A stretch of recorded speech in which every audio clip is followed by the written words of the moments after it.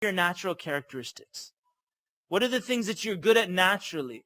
And if you focus on those good characteristics and start to enhance them, you'll find that you'll start to be known and you'll start to excel in these characteristics. So one person may be very generous. And so if they keep doing this, Allah subhanahu wa ta'ala places amongst those who are generous. Someone else is exceptionally patient. You can't make them angry. And so they teach this to others and they excel in it and so on and so forth. The Prophet ﷺ said to one of the companions, "Inna fika khaslatan yuhibbahumullah," that you have two characteristics that Allah subhanahu wa ta'ala loves these characteristics. The two characteristics were al-hilmu wal-ana. Hilm is like kindness. And ana is like the person takes his time and deliberates. Things that Allah subhanahu wa ta'ala loves. I'm going to go through a list of some of the characteristics that we're taught in the Sharia, so that inshallah ta'ala this won't just be theory, but we can start to learn some of the adab as taught to us by Allah and His Messenger. One of these first adab is al-isti'dhan. Al-isti'dhan is to ask permission before entering one's house, or asking permission. And so in the famous story, Umar radiallahu anhu, someone came to his door, knocked 3 times and then left. Umar radiallahu anhu came out after that and said, why did you just knock on my door and leave? And this man said, this is the sunnah of the Prophet sallallahu alaihi wasallam. And Umar radiallahu anhu said, I've never heard of this. And he grabbed him and he said, go and bring me proof, or else you're in big trouble. And so this man went to the marketplace and he found some people who testified for him. And Umar radiallahu anhu said, subhanallah, I didn't pick this up from the Prophet sallallahu alaihi wasallam. But the isti'dhan means that when you go to someone's house, in the olden days, if you're going to someone's house, you can't phone them ahead of time. So you would come and knock at their door. And they may be in a moment where they're not able to open the door. And so you knock once, calm, knock twice, knock 3 times, nobody answered, you leave. Now this may be hard for someone. They might say, no, maybe they're asleep, maybe this, maybe that. I don't want to leave.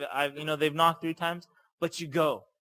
And sometimes on the phone, you'll see some people they're trying to get in contact with, they don't stop.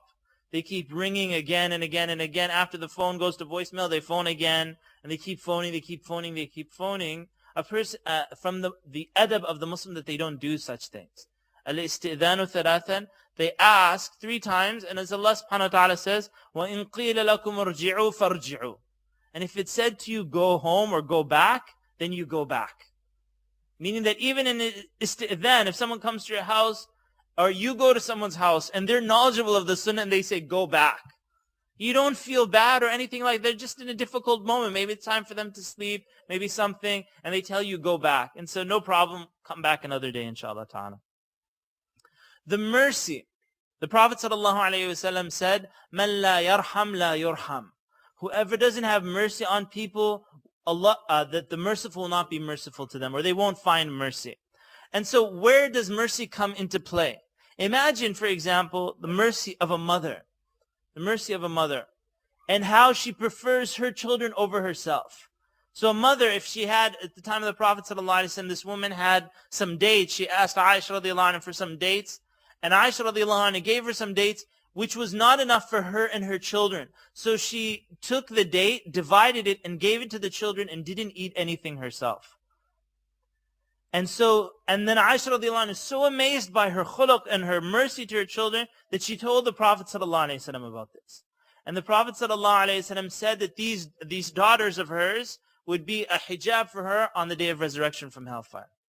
The way that she took care of them. Now, I give you this example of, let's say it's an iftar at the masjid. Iftars are coming up, right?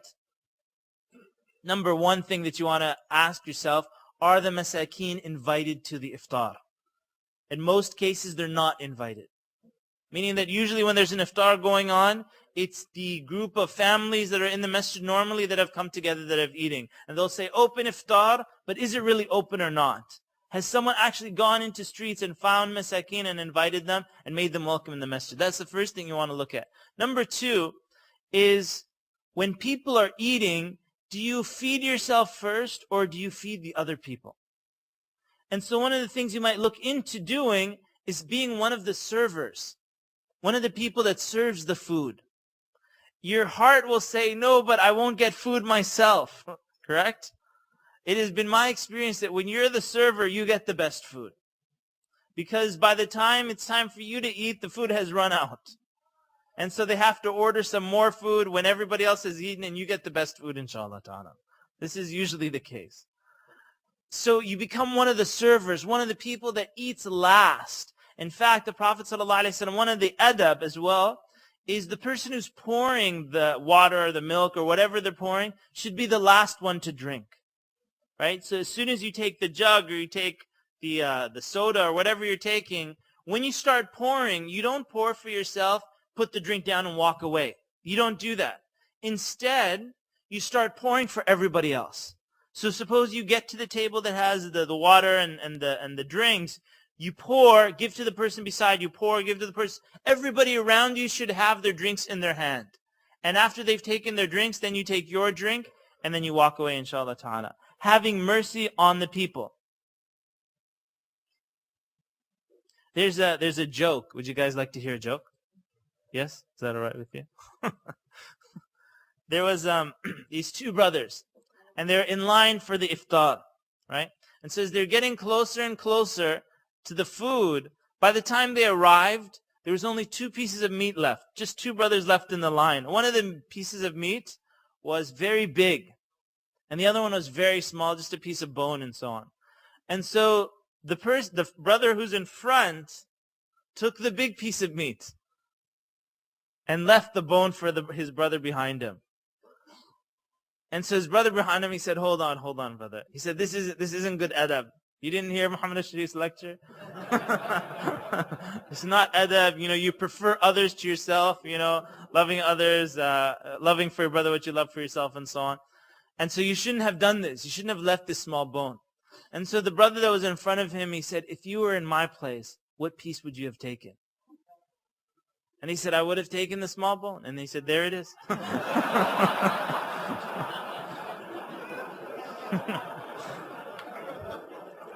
All right.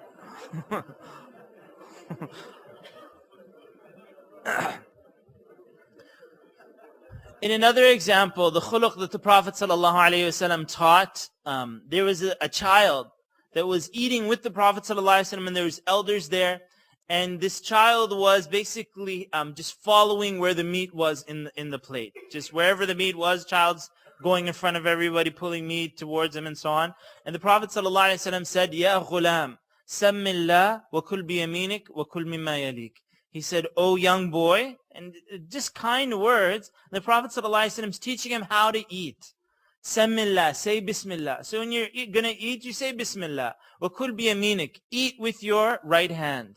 And I've noticed this a lot. A lot of times, even amongst Muslims, they're drinking with their left hand, sometimes in a lecture like this. And you think that everybody knows this sunnah, but it's a reminder.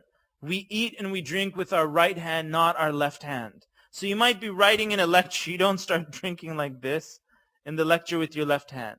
Inshallah ta'ala, if your parents hadn't raised you with this, is a khuluq that you must adopt. The Prophet ﷺ said that the shaitan eats and drinks with his left hand. And so we don't eat and drink with our left hand, with the right hand. So we eat and drink with our right hand. Sammillah wa kul biyaminik wa kul mimma yalik. And eat that which is in front of you. Meaning that in a bowl, if you're eating with multiple people, you're eating the food that's in front of you. You're not taking from this side or that side. You take from the position in front of you. And in fact, interestingly, I would say from the khuluq of a Muslim, this is what you should do as well. If there's some meat, you take the meat, break it up, and start putting it in front of the people that are eating with you. So that it's not that, oh, you were lucky that the meat was in front of you and it's their fault there's no meat. You take the meat that's in front of you. You notice that they don't have meat in front of them. Take it and put it in front of them and serve them and prefer them.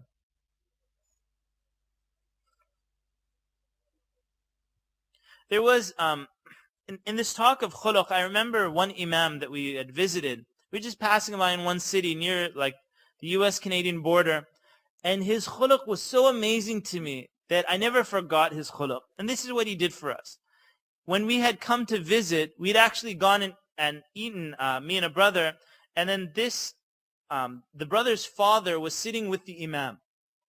And the imam wouldn't let him go until food was brought. And so he said, no, we have to leave. We can get food on the way and so on. No, he insisted. In fact, the food for some reason was coming late and this and that, but he insisted that we not leave until the food came.